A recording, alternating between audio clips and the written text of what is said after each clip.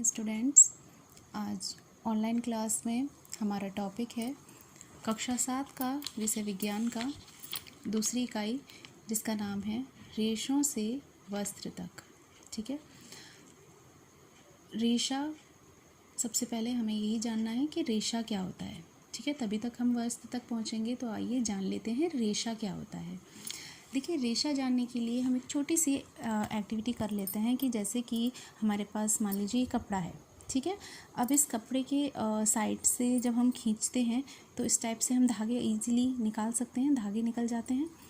ठीक है, ये हमने मान लीजिए इस कपड़े में से ये धागा निकाला और फिर इस धागे के एक किनारे को हम अगर खरोंचते हैं तो हमें इस तरीके से तंतु जैसी संरचनाएं मिल जाती हैं। जैसे कि ये धागा है और इसके एक साइड को हम नाखून से, नेल से इस तरीके से खरोंच देंगे तो इसमें से ये आपको बहुत महीन महीन ये तंतु दिखाई दे रहे हैं। ठीक है, तो ये जो तंतु दिखाई दे रहे हैं इन्हीं को बोलते हैं रेशा। ठीक है, कहने का मतलब ये है कि ये जो रेशे थे इन्होंने ही क्या बनाया था, ये धागा बनाया था। क्या बनाया था? धागा बनाया था। और इस धागे ने क्या बना दिया था? वस्त्र बना दिया था। तो वस्त्र की सबसे छोटी इकाई कह सकते हैं हम कि वो तंतु कहलाती है। ठीक है, या रेशा कहलाती है, जिससे कि धागा बनता है और उस धागे से ही क्या बनते हैं? वस्त्र बनते हैं। ठीक है, तो रेशा क्लियर होगा कि रेशा वो होता है जो हल्के ये धागे में से जो फाइबर्स निकले हुए होते हैं, ये छोटे छोटे महीन महीन तंतु, ये रेशे होते हैं जो जिसके द्वारा धागा बनाया जाता है। मतलब रेशा वो हुआ जिसके द्वारा धागा बनाया जाता है। ठीक है, इसके बाद जैसे दैनिक जीवन में आपने देखा होगा जब हम धागा डालते हैं सुई में, तो भी सुई जब धागे के जो साइड से कभी कभी आपने फाइबर्स निकले हुए देखे होंगे। तो इस तरीके से क्लियर हो जाता है हमारा कि रेशा क्या है, तंतु क्या है। मतलब फाइबर के बाद हम टाइप्स पढ़ लेते हैं कि रेशे के प्रकार क्या होते हैं, है ना। रेशे के प्रकार जो होते हैं वो दो हैं, प्राकृतिक रेशा और कृत्रिम रेशा। प्राकृतिक रेशा यानी कि नेचुरल रेशा जो हमें पौधों से मिलता है या जंतुओं से मिलता है, वो सब प्राकृतिक रेशे में आते हैं। पौधे से मिलने वाले रेशे को ही पादप रेशा कहते हैं और जंतुओं से मिलने वाले रेशे को हम जातव रेशा कहते हैं। ठीक है, पौधों से मिलने वाले रेशे कौन से होते हैं? कपास, है ना, कपास के पौधे से मिलती है। जो बिनौले होते हैं, रुई होती है, उससे मिलते हैं।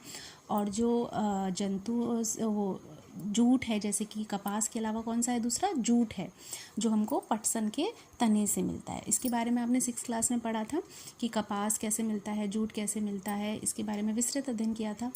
7th क्लास के इस अध्याय में हम पढ़ेंगे कि जंतुओं से जो हमको रेशे मिल रहे हैं ना, ऊन और रेशम, वो कैसे प्राप्त किए जाते हैं। अच्छा, कृत्रिम रेशा भी देख लेते हैं कि कृत्रिम रेशे वो होते हैं जो मानव द्वारा निर्मित होते हैं, संश्लेषित भी कहते हैं इनको, और इनमें रसायन का उपयोग किया जाता है। फॉर एग्जांपल है जैसे नायलॉन है, पॉलिएस्टर है, एक्रिलिक है, रेयॉन है, ये सारे किसके उदाहरण हैं? कृत्रिम रेशे के, मतलब संश्लेषित रेशे के। ठीक है, इन दोनों को मिला के वैसे एक और रेशा होता है मिश्रित, जिसमें टेरिलीन, टेरिकॉट आते हैं। लेकिन आपके अध्याय में 2 रेशे हैं कि प्राकृतिक रेशा क्या है और कृत्रिम रेशा क्या है। ठीक है, तो इन्हीं के विषय में पढ़ते हैं। अब हम अपने टॉपिक पे आ जाते हैं कि जातव रेशे, जो कि हमें पढ़ना है कि जातव रेशे कौन से हैं? ऊन और रेशम। ठीक है, पहला ले लेते हैं ऊन। सबको पता है ऊन हमें किससे मिलती है? भेड़ से मिलती है, भेड़ के बालों से मिलती है।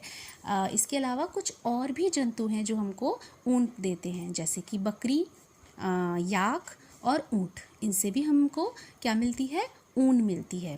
जैसे कुछ बकरियों के नाम दिए हैं, जैसे लामा बकरी है, एल्पेका बकरी है, ये मोस्टली कहाँ होती हैं? दक्षिण अमेरिका में होती हैं। इनसे हमको ऊन मिलती है।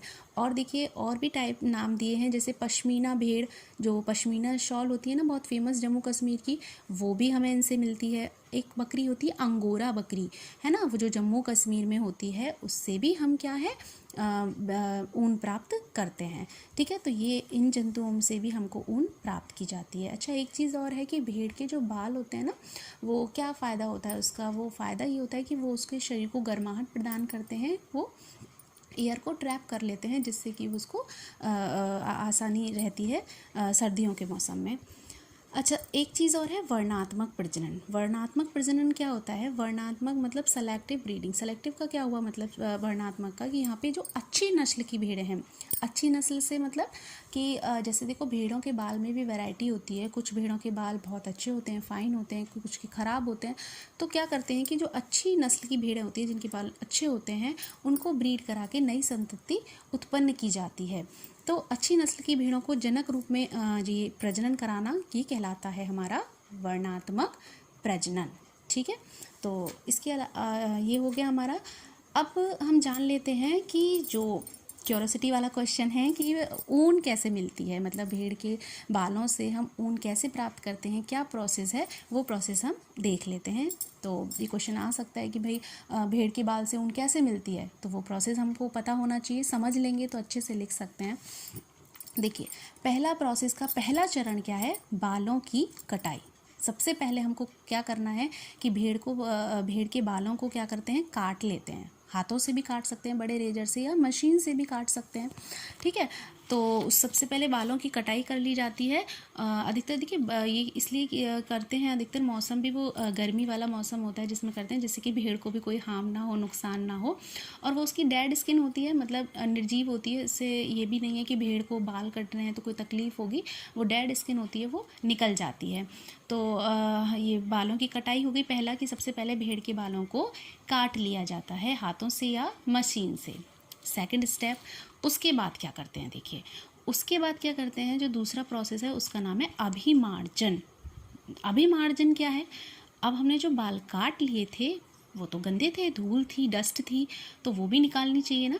तो कटे हुए बालों को फिर क्या करते हैं, पानी की टंकियों में धोया जाता है, जिससे कि उनकी धूल, चिकनाहट, मिट्टी, डस्ट जो भी है वो निकल जाए। इसी क्रिया को कहते हैं अभिमार्जन। ठीक है, हमने वॉश कर लिया, धो लिया उसको। तीसरा चरण है छटाई। ठीक है, उसको सुखा भी लेते हैं, वो गीले हो जाते हैं ना, तो सुखा लेते हैं। सुखाने के बाद होता है कि छटाई। ठीक है, छटाई में क्या होता है कि बालों को सेलेक्ट किया जाता है, मतलब क्वालिटी के आधार पर। जैसे हमने बालों को तो धो लिया, बहुत सारे बाल मिक्स थे उसमें, है ना, तो जो भेड़ के जो बाल हैं उनको छांटा जाता है कि भाई जो अच्छी क्वालिटी के बाल हैं, चाहे वो, अब क्वालिटी किस पे बेस होगी कि उसकी लंबाई पे, मजबूती पे, टेक्सचर पे, इसके आधार पे बालों को सेपरेट कर लिया जाता है कैटेगरी वाइज, मतलब जिस तरीके से छांट लिया जाता है।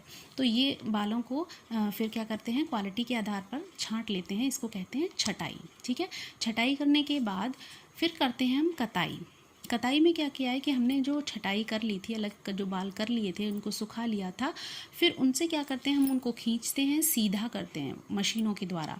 ठीक है, उस चीज़ को बोलते हैं कताई, स्पिन करना, मतलब मशीन से हम उसको खींच लेते हैं, बिल्कुल स्ट्रेट कर लेते हैं। तो इसको कहलाती है, ये चीज़ हमारी क्या कहलाती है, कताई। इसके बाद रंगाई। उसके बाद क्या करते हैं हम कि रंगाई की जाती है। रंगाई का मतलब ये है कि डाई करना। जैसे अधिकतर तो भेड़ें कैसी होती हैं, सफ़ेद होती हैं, भूरी होती हैं, तो लेकिन ऊन तो हमें सिर्फ सफ़ेद या भूरी नहीं मिलती है, कलर्स में मिलती है। तो कैसे मिलती है, उनको कलर्स कर लिया जाता है, कलर कर लेते हैं भेड़ के को भिन्न भिन्न रंग देने के लिए, उन पर हम रंगाई कर लेते हैं। ये प्रोसेस है।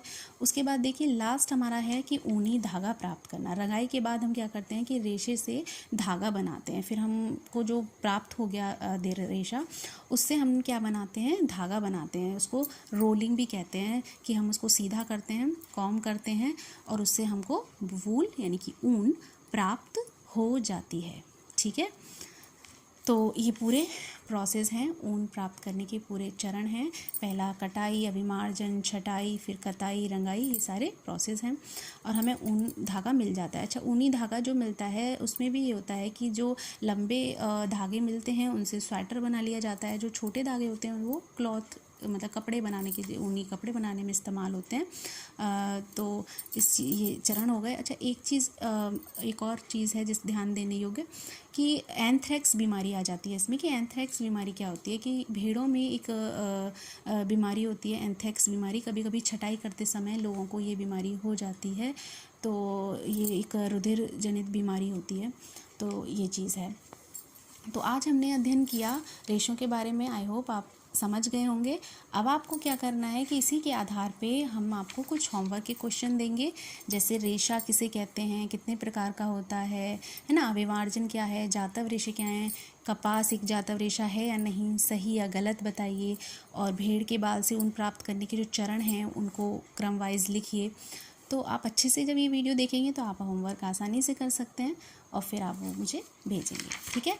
तो आज इतना ही, कल हम आपको जो दूसरा हमारा रेशा है रेशम, उसके बारे में बताएंगे। ओके, बाय बच्चों, सी यू।